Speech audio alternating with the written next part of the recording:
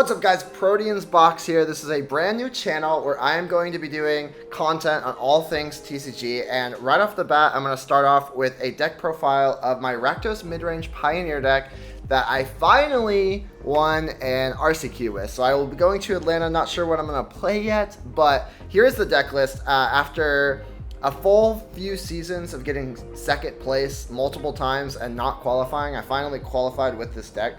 So let's just jump into it. We got the standard stuff, 4 Blood Type Harvester,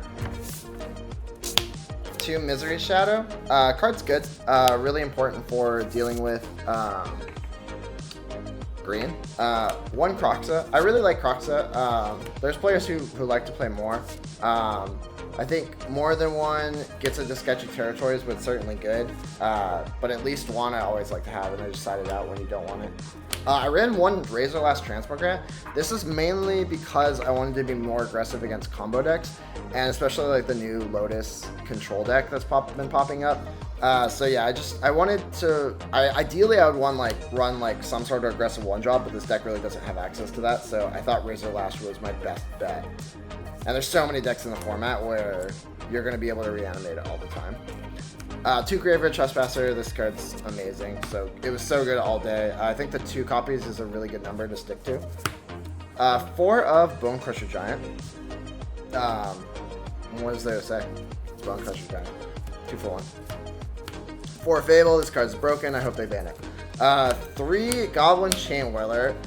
And 3 Call of the Death Dweller. So this was a complete new tech that I decided to put in. In advent of the increase in mono white back into the format, this makes your matchup is already a little bit favored into that, but now with this, it's just slam dunk. Like I played against white once and I played against spirits once during the RCQ, and it just felt completely unlosable with this package. It was absolutely nuts.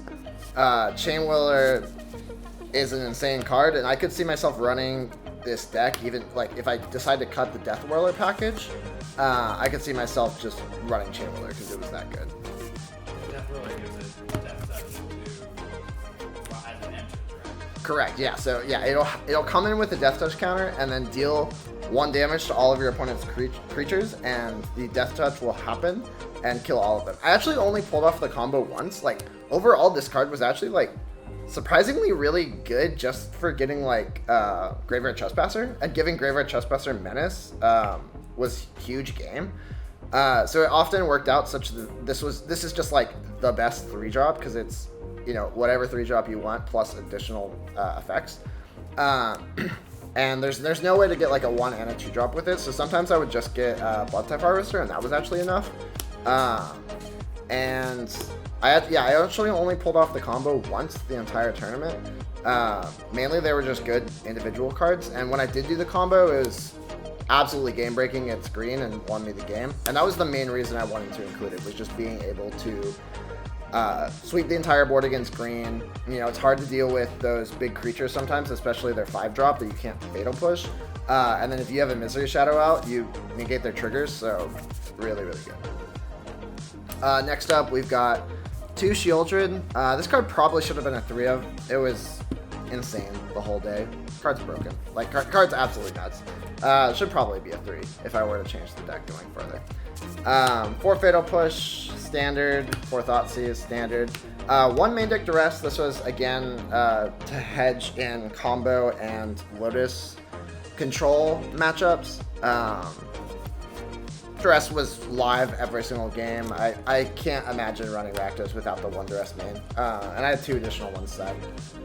Lands, gonna go through it quick. 4 Blood Crypts, 4 Blackleaf Cliffs, 4 Pathway, 3 Pains, 4 Haunted Ridge, 1 Mountain, 1 Sekenzen, 1 Ramanop Ruin. So because I have the Goblin Chain Whirler, like obviously I had to be more red. And I decided to put in 1 of these because I don't think you need more than 1 Mountains. Field of Ruin isn't really much of a common card anymore. Now people are switching their Azorius decks into the Lotus version. So I just wanted an additional utility land, and this was actually amazing. Like, it won me 2 games. Like, maybe I would have like have won that game in the next turn or whatever, but yeah, it killed people fast.